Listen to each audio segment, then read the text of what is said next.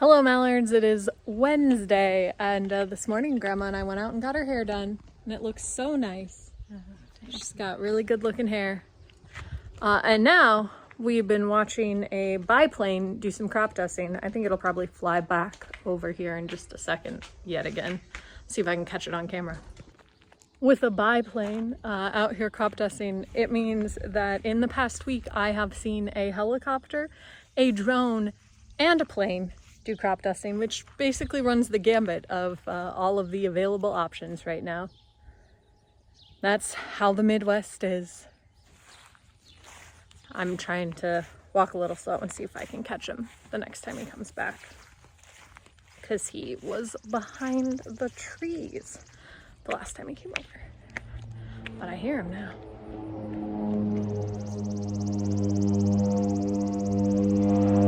There he is.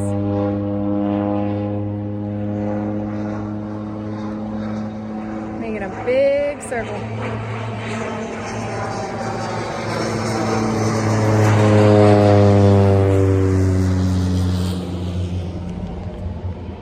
I kind of love living in the Midwest.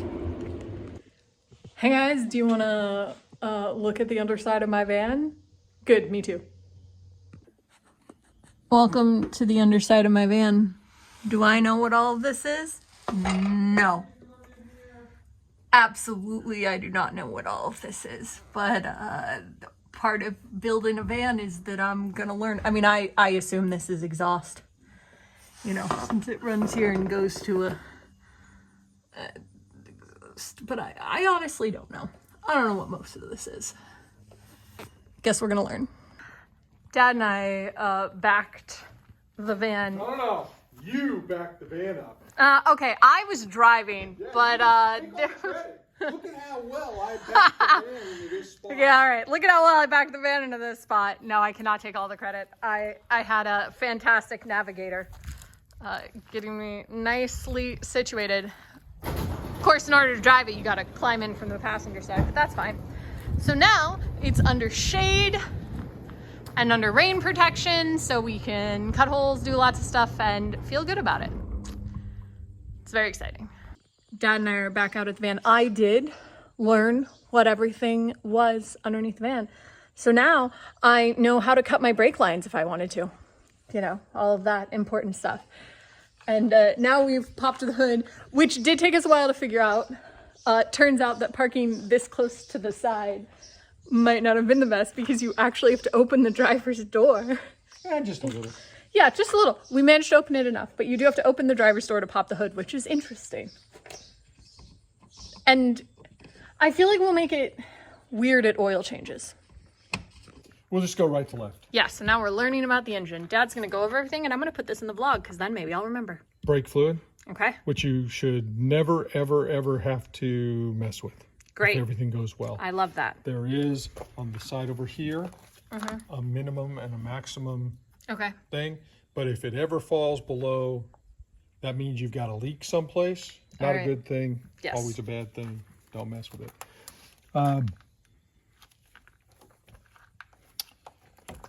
This is coolant. Okay. Again, this would be the functional equivalent of an overflow tank.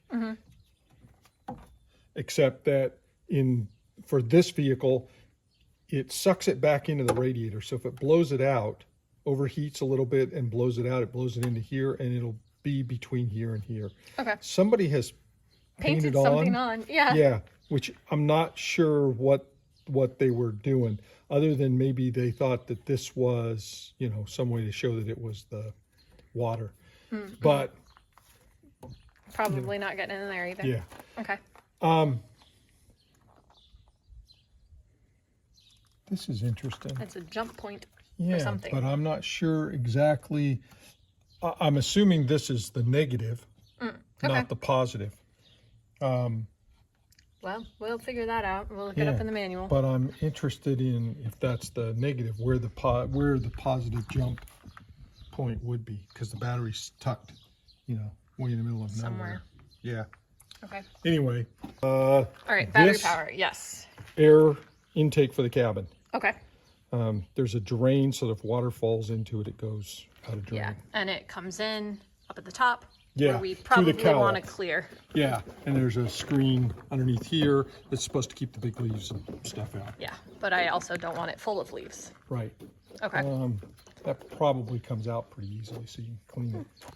Okay. Okay, and then somewhere in there is a cabin air filter. Yeah. That we'll have to figure out how to there's get I mean, if you look at it right here, there's a screen right there, and then underneath it is a finer, regular air filter. All right, what's next? Okay, engine air comes in through this induction system here, through here down to an air filter, then through that over here to the air intake Okay.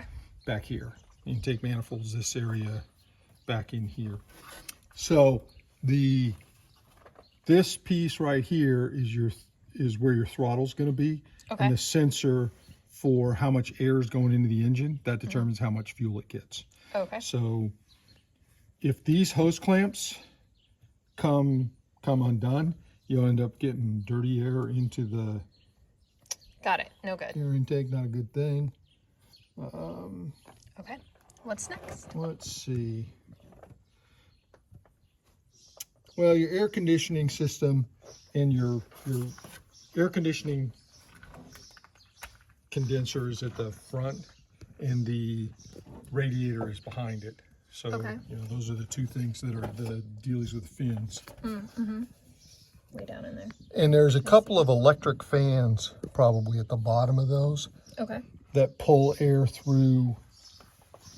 They're going to be temperature sensed. Engine oil dipstick. Yep. You'll have to check the owner's manual. Most likely you check it when it has sat for X number of minutes. Yeah. So it runs. You want to get it hot so the oil flows. Engine oil would be added there. It tells you what kind it's got, what kind it's supposed to use. Yeah. Just believe the manual as to what it tells you. Windshield washer fluid. You don't have any back windows, so there's no plumbing to the back. So it's just that white tank right back there. Oh, okay. Yep. Make Looks sure like you there's use plenty. washer fluid that's not going to freeze. Yes. You fill it up with water, you're going to be very unhappy at some point. Yep. Makes sense. So as far as under the, Okay, wait. I Hood. have one question. sure, That big plug, what's that? this plug right here, this would appear to be the entire plug for the engine control module. Okay. It's going straight down to the distributor down there in the rest of the ECU. Okay. And then is this the battery? No, Oh, what is that? that would appear to be It just has a positive. a fuse box. Okay. Oh, okay. That makes sense. All right. And that's the basics of what's under the hood. No, We're learning a lot. this also might.